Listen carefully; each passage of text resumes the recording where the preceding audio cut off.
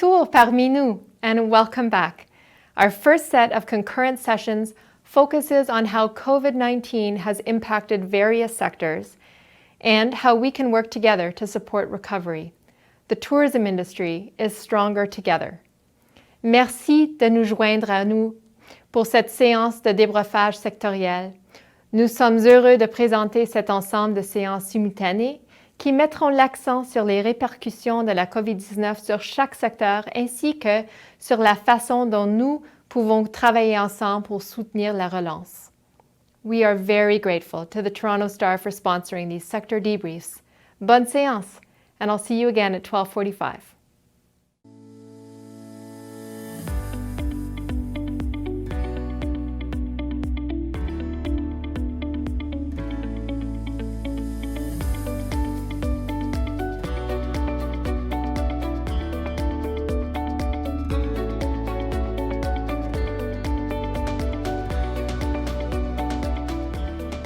Hello and bonjour. My name is Barry Smith, and I am the Executive Director of Convention Centres of Canada. It's my pleasure to be here today with you in conversation with some industry leaders talking about the business event environment. I'd like to start by thanking TIAC, both for giving us this opportunity, and secondly, for the great work they're doing in collaboration with other industry associations as we bring a focus on those that are involved in the business events world. Some of you will know that business events make up about a third of the visitor economy. TIAC's recent numbers that the visitor economy is over $100 billion a year in economic benefit to Canada matches up with the recent survey by Oxford Economics, which says about 30 billion of that is through business events of all types. So it's an important segment of the overall tourism and a visitor economy, and we're pleased to be able to share a perspective on that. So with that, let's get started.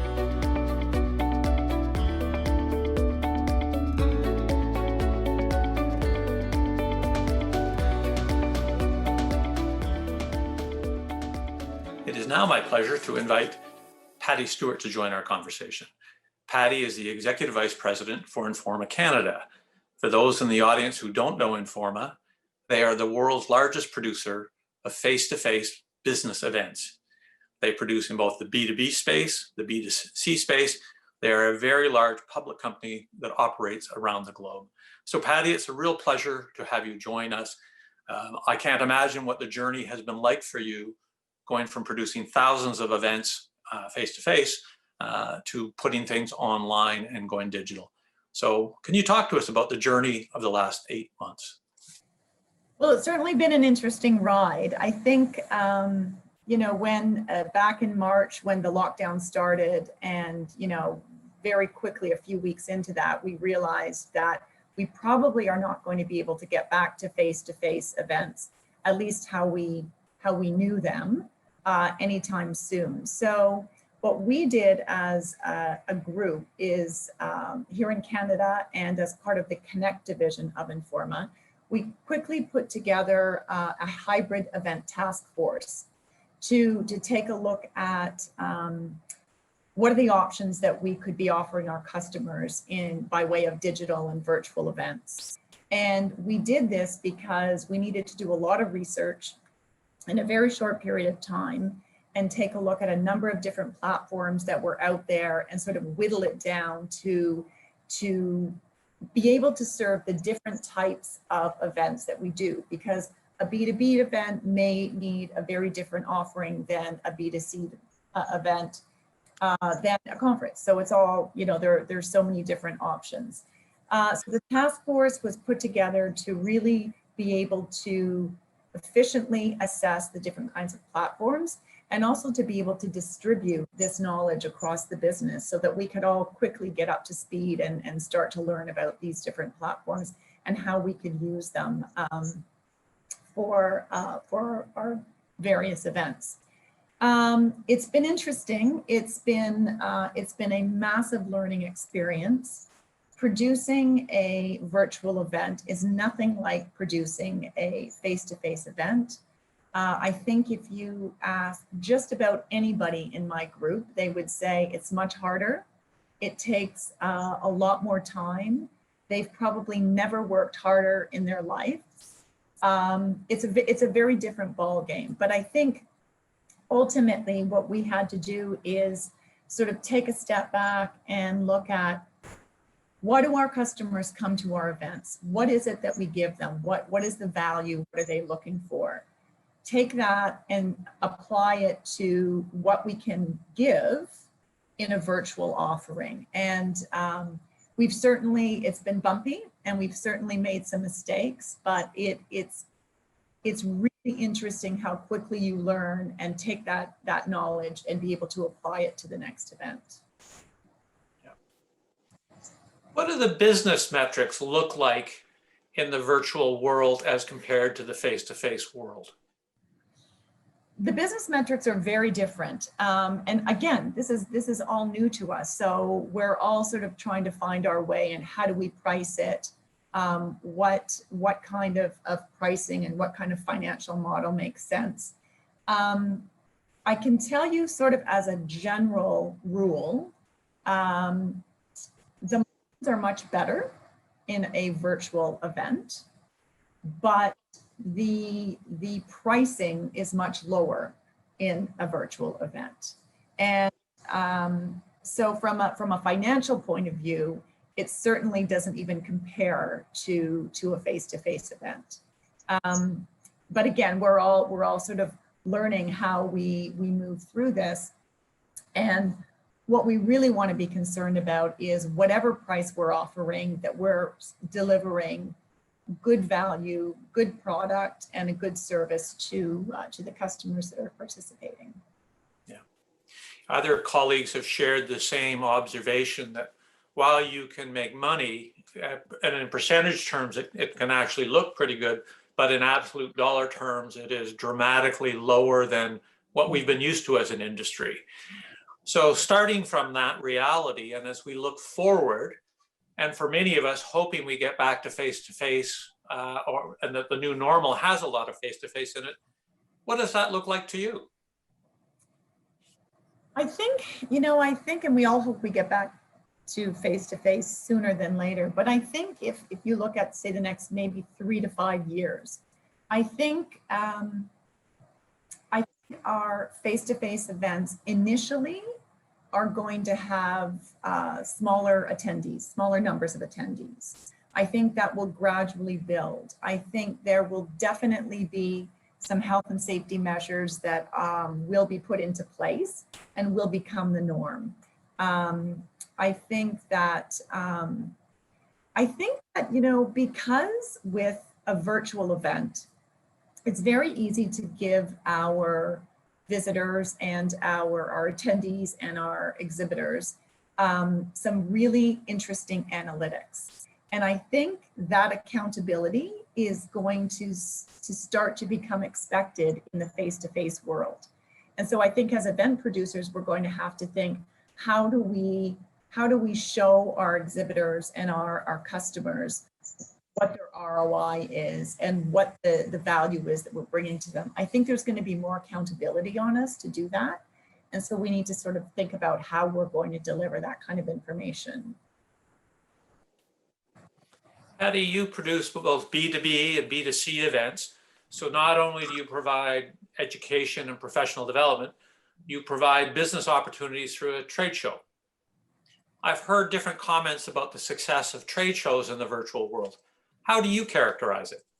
So we decided as a group, what we were not going to do is try to replicate a show floor, because walking down a show floor and being able to talk to the various exhibitors is an experience that to date in the platforms that we've been looking at, we don't feel translates the same way. Patty, in these stressful times, everybody's wondering how new business models might emerge, how they can share the risk return of an event. And that's something you've had to deal with time in and time out over the last 8 months. Are there any key learnings you've come across that help people through these, what can be tough negotiations?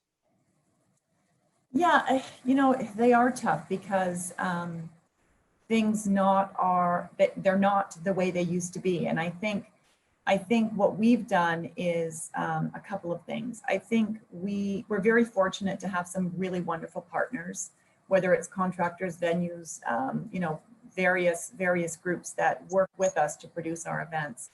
And I think that we've just been really open, honest, and transparent about where we are in our business. And I think it's hugely important to have that transparency with your partners, because we are in this together. If we're not successful, they're not successful, and vice versa. And so I think we sort of have to try to navigate the new, whether it's negotiations or whether it's, how we do business together and not in silos. I think that's hugely important to continue, keeping up to date with our various contractors and service providers, to let them know where we stand with our business, how we're looking at moving forward, and how we can work together to get over to the other side. One example I've heard is that venues, the supply chain, and the event producer should move to a model where the charges are per attendee or per exhibitor, with all revenues being on the table, whether they're virtual and or face-to-face. Do you have a reaction to that rather radical idea? I think that's a difficult approach to apply across the board, because it really varies depending on the event. I mean, some events, the largest part of their revenue is the event floor, and others it's the gate, and others it's the conference. And so I think sort of an across the board approach may be difficult if we're looking at a drastically different way of working out those fee structures. But what I do think is that we should be open to talking about these things, and maybe certain structures apply for certain events and other structures apply for others. That's a great answer. I could agree with you completely. Across the board approaches will not work. Patty, let's turn our mind forward and use our crystal balls. Mhm. Imagine that their vaccine has been distributed, confidence has come back to the marketplace, people are traveling again. So we're into a new normal. What does that new normal look like to you in the event world? I think it doesn't look like the events that we produced in 2019 and prior. I think, over the course of the pandemic, people, whether it's consumers or whether it's business people, are consuming their products, they're consuming their information very differently than they did pre-COVID.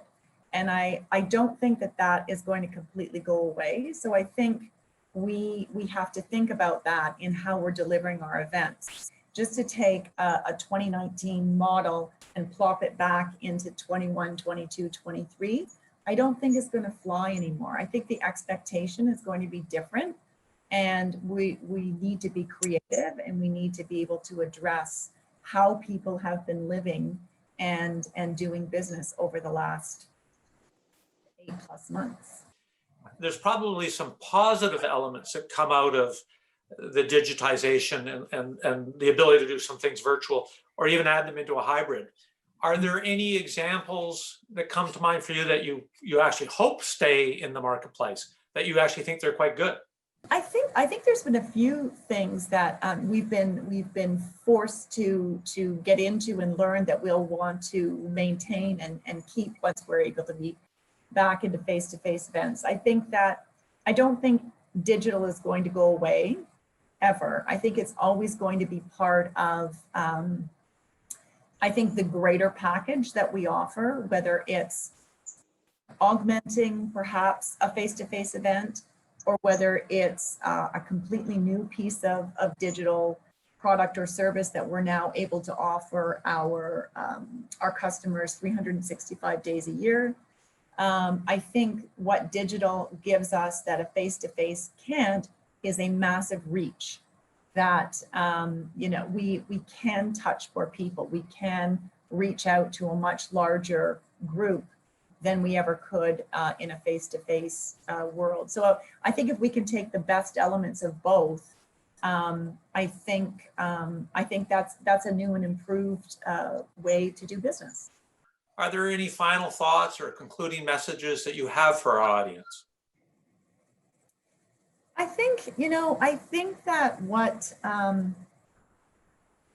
interesting thing that's come out of this whole situation that we've found ourselves in is that it has forced us to be creative. And I think some of the things that we are learning and that we're now producing with digital and with virtual, we probably should have been doing some of it already. And the pandemic has pushed us to do it sooner. So what does that mean? It means we're able to offer our customers a wider range of products and services. Maybe it means that we can offer them 365 days a year instead of just 5 days or 2 days out of the year. And I think it's allowed us to talk to a bigger group, and a group that perhaps would never be able to attend our event. So there are some really positive things. And I think the other thing is it's taught us resilience. It's taught us that there is not one way of delivering a business. We thought there was one way of delivering an event, but there are actually more than one ways to deliver an event. So I think it's taught us to be creative. It's taught us to be resilient.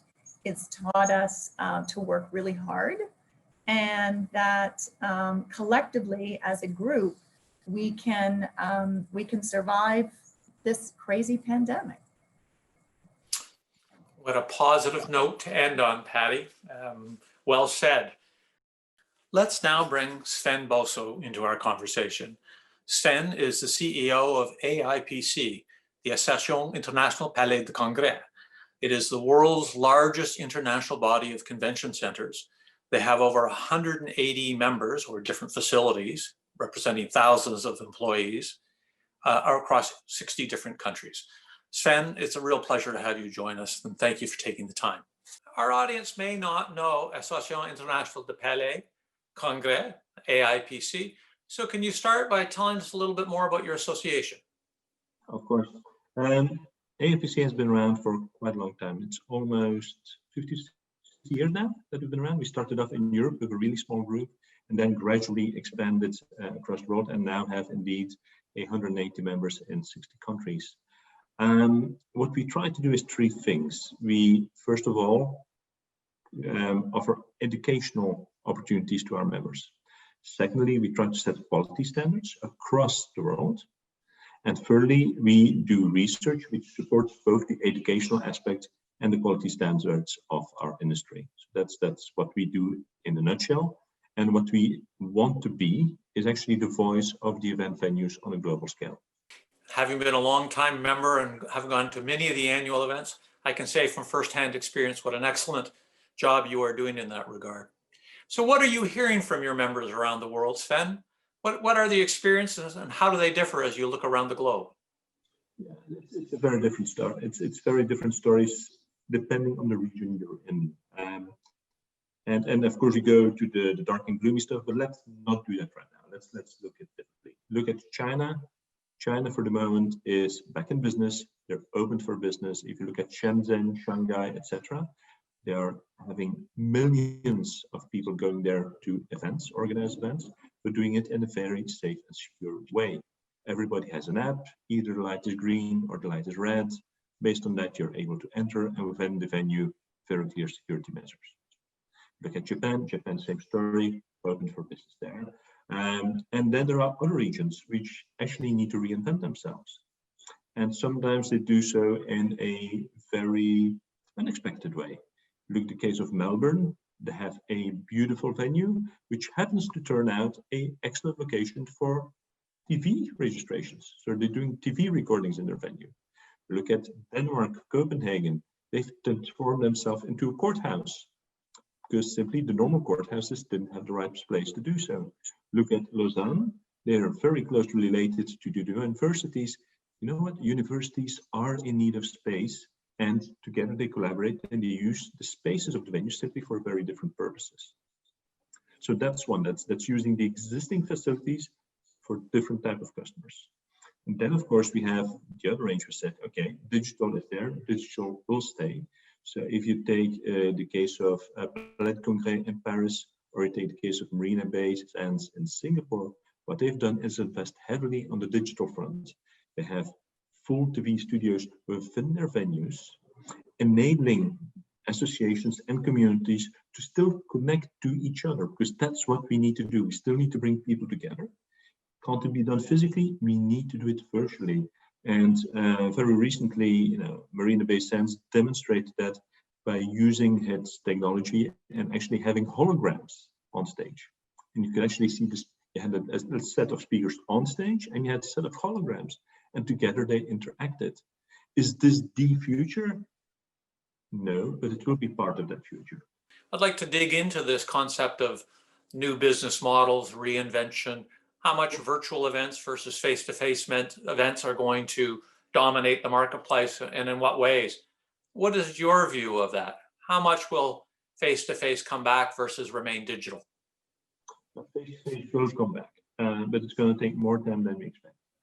I personally was hoping that as from mid-2021, we would be able to have physical events again.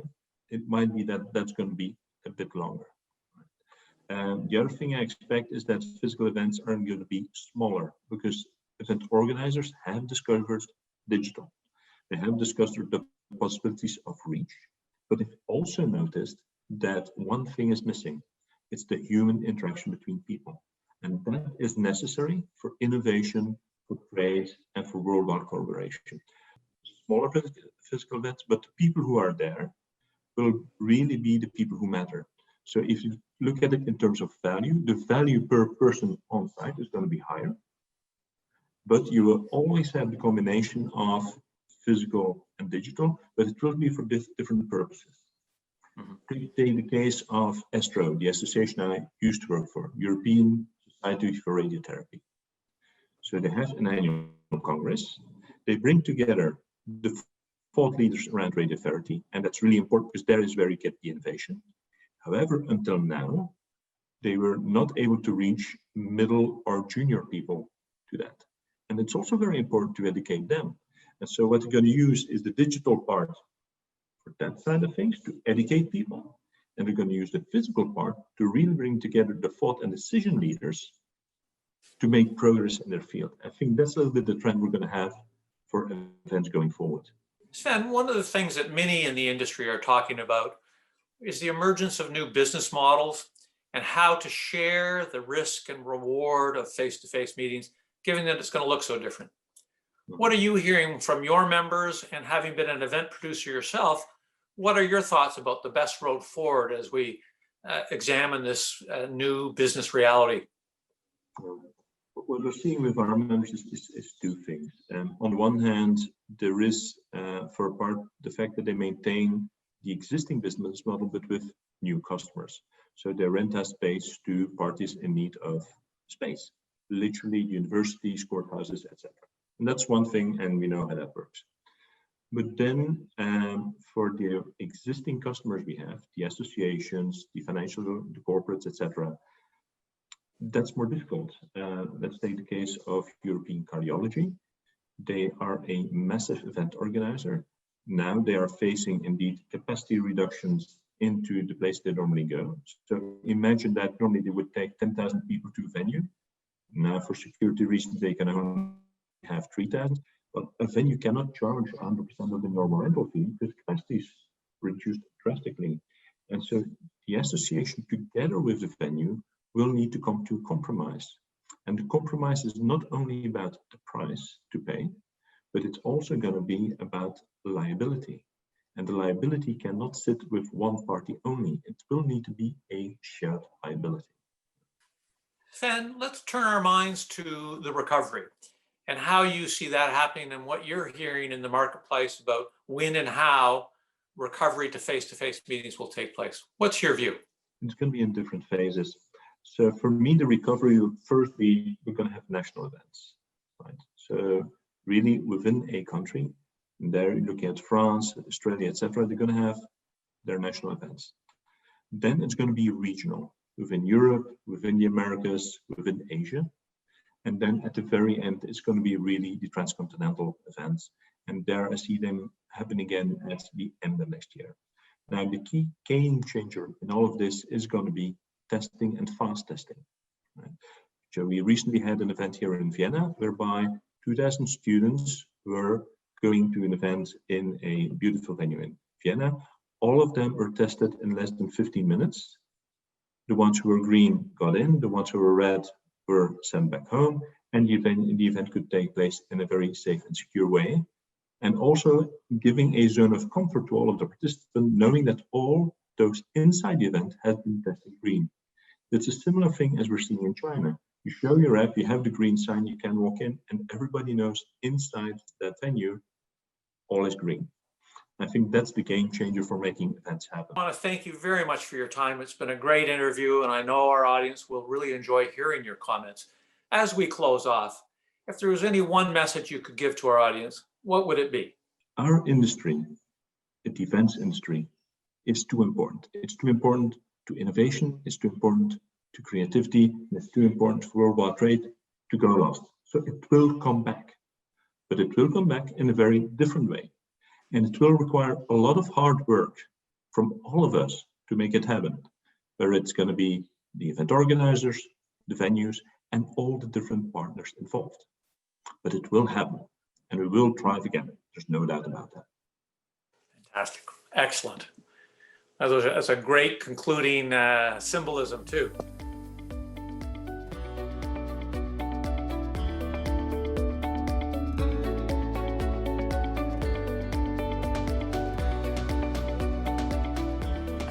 Well, that brings us to the end of today's session. I'll start by thanking Patty and Sven for taking time and sharing their perspectives. As you just heard, it's a sobering perspective, which is no different than what the rest of the visitor economy is experiencing right now. This gives me an opportunity to thank the many hundreds of volunteers who are working in a coalition building effort, whether they be part of TIAC, Meetings Mean Business, the Hardest Hit Coalition, CAEM, and Convention Centers of Canada, as we all work together to find our way forward. I couldn't be more proud to be working with the many individuals that are engaged in this, and together this coalition has more of an opportunity to find the kinds of solutions we need than if we try and do it on our own. Well done to you all. As I conclude my remarks, I would encourage you at 1:45 to go listen to Clark Gruey, who will be talking in the Meetings Mean Business segment on rebuilding demand for business events and meetings. It promises to be very interesting.